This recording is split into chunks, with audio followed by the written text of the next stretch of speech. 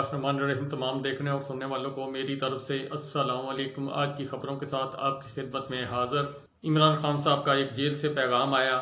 सबसे पहले उसी से बात शुरू करते हैं। इमरान खान साहब ने अपनी कौम के नाम आज जेल से पैगाम भेजा। कुछ वकला की मुलाकात हुई है। बहुत कम तादाद के अंदर वकला जो है वो अंदर गए हैं। जिस तरीके से पहले जाते थे उस तरीके से वकला को अंदर आज नहीं जाने दिया। ना इमरान खान साहब को अहले खाना जो है उनसे उनकी मुलाकात करनी थी। उनको जो वकला अंदर गए हैं उनके जरिए इमरान खान साहब ने एक मैसेज अपनी कौम के नाम भेजा है।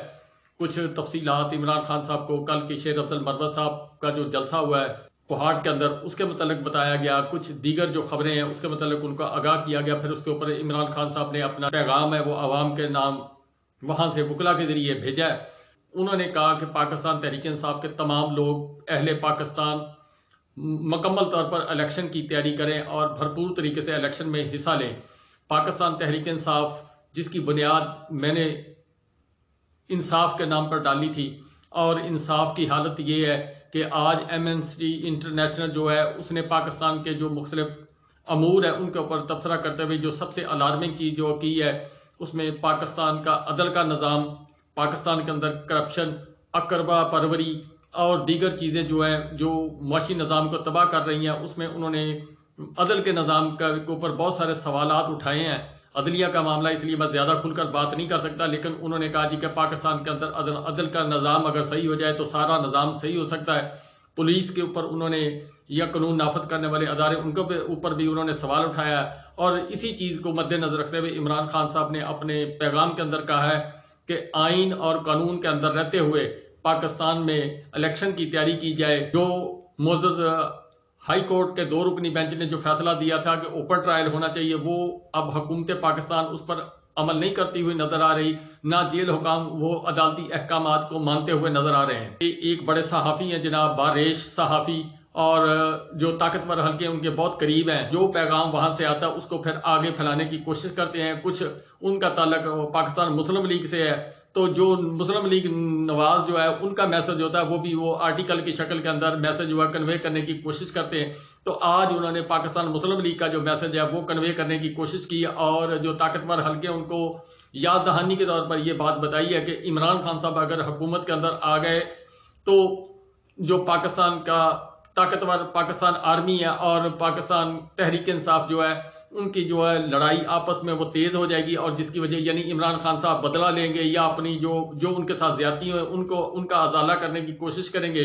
तो इस पर जो पाकिस्तान का निज़ाम जो है वो मुतज़लज़ल होगा। ये चीज़ उन्होंने अपने आर्टिकल के अंदर जो बयान करने की कोशिश की है। मतलब ये कि पाकिस्तान तहरीक इंसाफ के खिलाफ एक बयानिया जो है वो बनाया जाए। जो एक लड़ाई करवाई गई पाकिस्तान तहरीक इंसाफ और पाकिस्तान आर्मी के दरमियान जो फासले क्रिएट किए गए उसको मजीद तकवीत देकर इसको फासलों को मजीद बढ़ाया जाए। पाकिस्तान के अंदर सबसे ज्यादा जो मकबूल पार्टी है वो इस वक्त पाकिस्तान तहरीक इंसाफ है जिसका इकरार जो है मुस्लिम लीग के अपने एक बड़े लीडर जवेद हाशमी साहब जो कभी पाकिस्तान तहरीक इंसाफ के अंदर थे उन्होंने एक निजी चैनल को इंटरव्यू देते हुए कहा कि पाकिस्तान के अंदर इस वक्त इमरान खान साहब की मकबूलियत है उसको कोई झुटला नहीं सकता और इमरान खान साहब के बगैर इलेक्शन नामुकम्मल और आवाम के अंदर वो इस तरह शराइत कर गए हैं उनको निकालना जो है वो नामुमकिन है। जवेद हाशमी साहब ने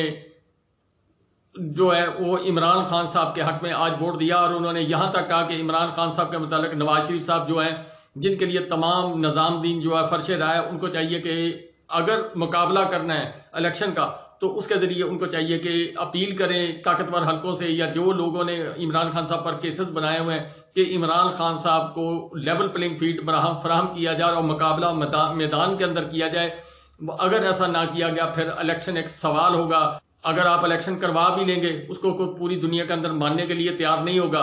पाकिस्तान के अंदर कोई मानने के लिए तैयार नहीं होगा। इमरान खान साहब के मुख्तलिफ अदालतों के अंदर मुख्तलिफ किस्म के केसेस थे जिनमें एक तो जो 9 मई के वाकयात के मतलब इमरान खान साहब पर जो दहशतगर्दी और दीगर जो इल्जामात थे वो साबित पुलिस ना कर सकी और फिर इमरान खान साहब की जो जमानतें उसमें कन्फर्म हो गई। दूसरा अल कादर ट्रस्ट और साइफर केस था उसके मतलब अडियाला जेल के अंदर जो ट्रायल हुआ है उस ट्रायल के ऊपर जिस तरह मैंने आपको बताया कि ना अहले खाना को अंदर जाने दिया गया ना वकला को अंदर जाने दिया गया। तो उसके ऊपर इमरान खान साहब जो है उन्होंने اب اس کو چیلنج کرنے کا فیصلہ کیا ہے، جس کے متعلق معزز ہائی کورٹ کے 2 رکنی بینچ نے فیصلہ دیا تھا کہ اوپن کورٹ کے اندر یہ ٹرائل ہونا چاہیے، جہاں صحافیوں کو، شہریوں کو اور دیگر جو اہل خانہ ان کو ایکسیس دی جائے، مگر آج ایسا نہ کیا گیا۔ اب پاکستان تحریک انصاف اس کو تو پھر دوبارہ چیلنج کرنے کی طرف جا رہی ہے۔ دوسرا میری معزز ہائی کورٹ اسلام آباد اس کے اندر عمران خان صاحب کی جو توشہ خانہ کیس، فوجداری کیس تھا، اس کے متعلق سماعت تھی، اس کا فیصلہ جو ہے اس کو اپیل کی ہوئی تھی کہ اس کے اوپر جو عمران خان صاحب کی نااہلی یا وہ اور دیگر جو یہ معاملات جو طے ان کے ساتھ جو عمران خان صاحب پر ایلیگیشن لگائے گئے ہیں الیکشن کمیشن کی طرف سے یا دوسرے تیسرے جو لوگوں کی طرف سے FIR اس کے اوپر کروائی گئی تھی، ان کو چیلنج کیا گیا تھا، اور اس کا فیصلہ جو آج سے 7 ماہ پہلے اس کے اوپر جو معاملات شروع ہوئے تھے، آج عمران خان صاحب کا جو فیصلہ ہے وہ معزز ہائی کورٹ اسلام آباد نے محفوظ کر لیا۔ عدت کیس جو عمران خان صاحب پر ایک کیس کھڑا کیا ہوا ہے، ان کی ذاتی زندگی کے اوپر ایک بڑا حملہ کرنے کی کوشش کی جا رہی ہے اور اس کو اچھالا جا رہا ہے، تو اس کے متعلق سیشن جج صاحب جو ہیں انہوں نے عمران خان صاحب اور بشرا بی بی کو نوٹسز جاری کر دیے ہیں، اور نوٹسز جاری کرنے کے بعد ان کو 14 دسمبر کا ٹائم دیا گیا۔ اب در حقیقت اگر یہ کیس دیکھا جائے تو عمران خان صاحب کو اس کے اوپر صرف ذلت میں سلوک جو ہے وہ اور عمران خان صاحب کو دباؤ میں لانے کی خاطر یہ سارا کچھ کیا جا رہا ہے۔ اسی کے ساتھ ساتھ میں ایک خبر آپ کو اور دوں جو میری یا کسی اور کی خبر نہیں، جنید سلیم صاحب جو ہیں انہوں نے ایک خبر دی ہے ذرائع کے مطابق کہ عمران خان صاحب کو اڈیالہ جیل کے اندر پیغام بھیجا گیا، جس کے اندر ان کو کہا گیا کہ عمران خان صاحب آپ KPK کی حکومت لے لیں، پنجاب کی حکومت لے لیں، لیکن وفاق کی حکومت آپ نہ لیں۔ اس کے اوپر عمران خان صاحب نے ان کی بات بڑے غور و خوض سے سنی، اور اس کے بعد پھر انہوں نے کہا اچھا، تو پھر اس کے بعد انہوں نے ایکسرسائز جو مشین ہے، سائیکل جو ان کو ملا ہوا ہے، انہوں نے وہ سائیکل پر اپنی ایکسرسائز شروع کر دی۔ انہوں نے اس کے متعلق سمجھے کہ انہوں نے کہا کہ آپ نہ مجھے KPK کی حکومت چاہیے، نہ پنجاب کی حکومت چاہیے، مجھے صاف اور شفاف الیکشن اور لیول پلینگ فیلڈ دینا چاہیے۔ جنید سلیم صاحب کی خبر ہے جو میں آپ تک پہنچا رہا ہوں۔ پشاور ہائی کورٹ نے ایک دبنگ فیصلہ دیا ہے، کیوں پاکستان تحریک انصاف نے الیکشن کمیشن صاحب کے متعلق جو معاملات تھے ان کو چیلنج کیا ہوا تھا، جو Pakistan Tehreek Insaf level playing field مانگ رہی ہے یا جلسے جلوس کی اجازت مانگ رہی ہے،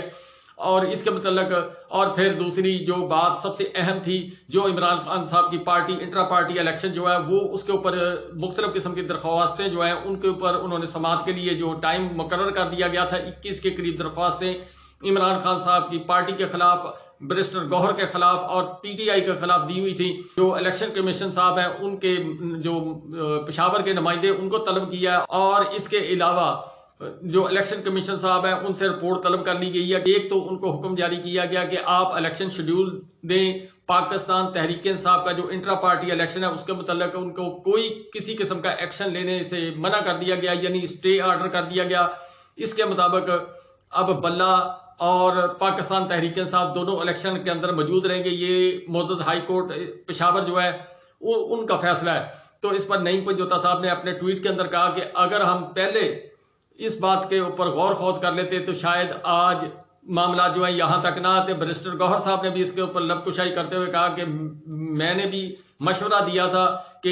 یہ جو سارا نظام انٹرا پارٹی الیکشن والا ہے اس کو چیلنج کر دیا جائے پشاور ہائی کورٹ کے اندر۔ جیسا کہ آپ کو معلوم ہے کہ جنید اکبر خان جو ہے ان کے اوپر مختلف قسم کے کیسز دائر کیے ہوئے تھے، کار سرکار میں مداخلت اور دیگر دہشت گردی کے اور بے شمار مقدمات جو ہیں وہ ان کے اوپر دائر کیے ہوئے تھے۔ چترال کے سیشن جج صاحب جو ہیں انہوں نے آج جو مدعی صاحب ہیں ان کو بھی طلب کیا جنہوں نے یہ FIR کی تھی جس کے تحت ان کی گرفتاری ہوئی تھی۔ انہوں نے جب ان سے جب جج صاحب نے پوچھا تو اس نے کہا جی مجھے معلوم ہی نہیں کہ میرے نام کی درخواست کس نے دی ہے۔ اس کے اوپر پھر جنید اکبر خان جو ہے ان کو ریلیف ملا عدالت کی طرف سے، اور جو جس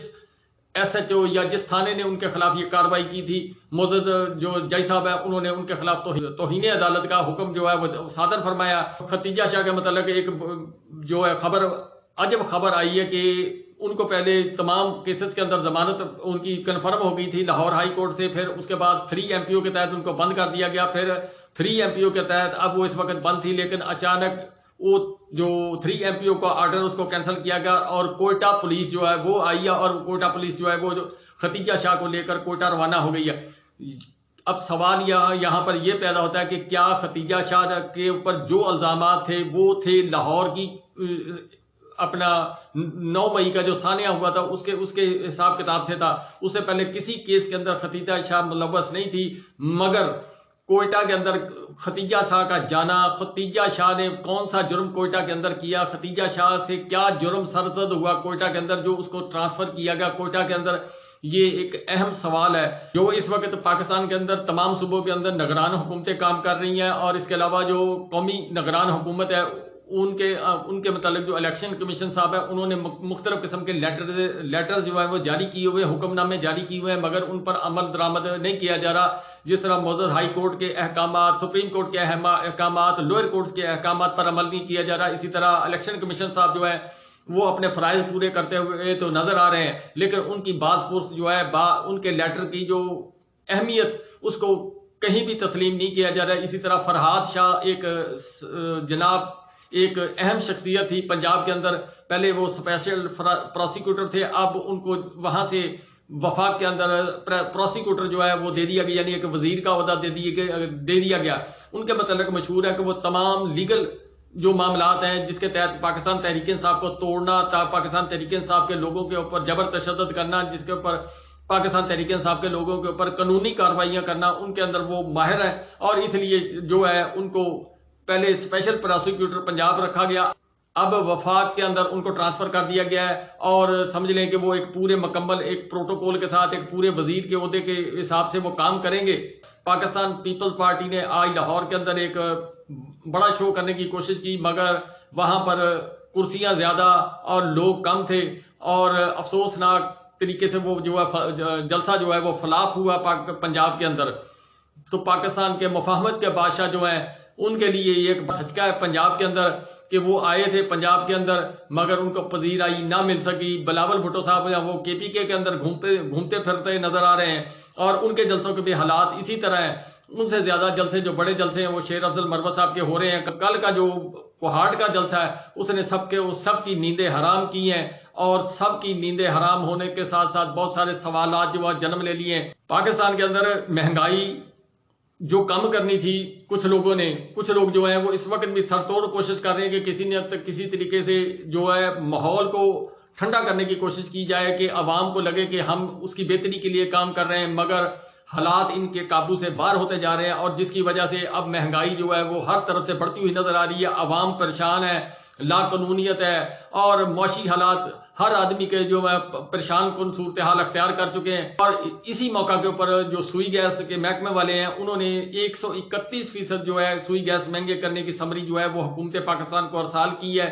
یہ ریلیف دینے والی کمپنیاں تھی جی جو پہلے چلے گئے، یہ ان کی بی ٹیم ہے، یہ معاشی نظام کو ٹھیک کرنا چاہتے تھے۔ معاشی نظام ٹھیک کرتے کرتے یہ ہمارا جو معاشی نظام اس کو بھی تباہ کر دیا، خارجی نظام کو بھی تباہ کر دیا، اور پاکستان کو اس وقت جن مسائل کا شکار ہے، جو کوئی ملک پاکستان کے اندر انویسٹمنٹ کرنے کے لیے تیار نہیں ہے، حالات یہاں پہ ہیں، اور جو غریب کا خون ہے وہ چوسنے کی طرف مکمل جو ہے ان کی توجہ ہے، اور جو عمرہ ہیں ان کو